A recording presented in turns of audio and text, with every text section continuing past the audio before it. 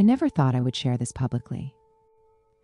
For a long time, it was hard even to admit it to myself, let alone tell others. But today, I want to open my heart and tell my story.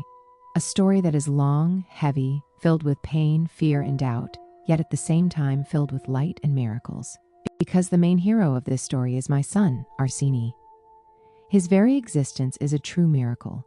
I already had children, and I was convinced that I would never be pregnant again, especially since my marriage had ended long ago. But life sometimes writes stories that no film could ever invent. I met my ex-husband by chance. We talked, and one night together changed everything.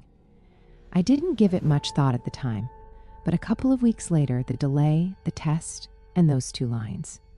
My first feeling was shock. I wasn't ready to become a mother again. The situation seemed absurd. I went for an ultrasound. The doctor looked at the screen for a long time and then, in a cold voice, said, "The pregnancy isn't developing. The embryo is dead." His words hit me like a stone. Something inside me collapsed.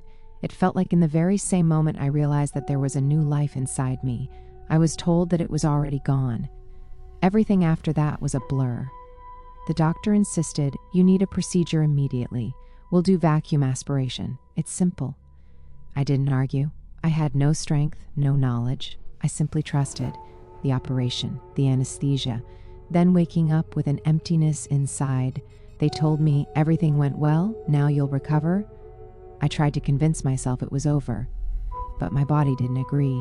Soon came the pain, fever, and inflammation.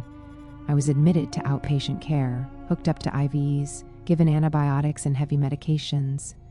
They explained, "This is necessary, otherwise there will be complications." I took those drugs, knowing they were incompatible with pregnancy. But of course there was no pregnancy anymore, at least that's what I had been told. Weeks went by, no period. I thought, well, my body just hasn't recovered yet. But the anxiety kept growing. Finally, I bought another test. When I saw those 2 lines again, I couldn't breathe. It felt impossible. I ran to another clinic and did an ultrasound. The doctor calmly said, "You're 14 to 15 weeks pregnant. The heartbeat is strong. The baby is alive." I burst into tears right there in the office. Relief? Horror? I don't even know. All at once. How could this be? They had performed an abortion, and yet my child survived. The doctors shrugged. Some suggested that maybe there had been twins and one had died while the other lived. But to me, that wasn't an explanation. Nobody had ever mentioned twins. The only thing I knew for sure was this: it was a miracle. But along with the miracle came fear. I remembered the anesthesia, the surgery, the antibiotics. I tortured myself with thoughts. What if he's born disabled? What if I doomed him to suffer? These thoughts broke me apart. I fell asleep with them and woke up with them. And yet deep inside, a voice kept saying, "Keep him, protect him." The pregnancy became a constant test. Every visit to the doctor felt like a trial, every ultrasound like Judgment Day. I would sit there trembling, asking, is he still alive? Is he developing? The doctors couldn't give guarantees. Nobody could explain how he had survived at all. The weeks passed. I began to believe. I started talking to him, stroking my belly, asking him to hold on. Sometimes it felt like he was the one supporting me, as if he were stronger than I could ever imagine. Then November 2023 came. The labor began. It was hard, exhausting. There were moments I thought I wouldn't make it. But then, that first cry, that sound was the most beautiful thing I had ever heard. My Arsini was born.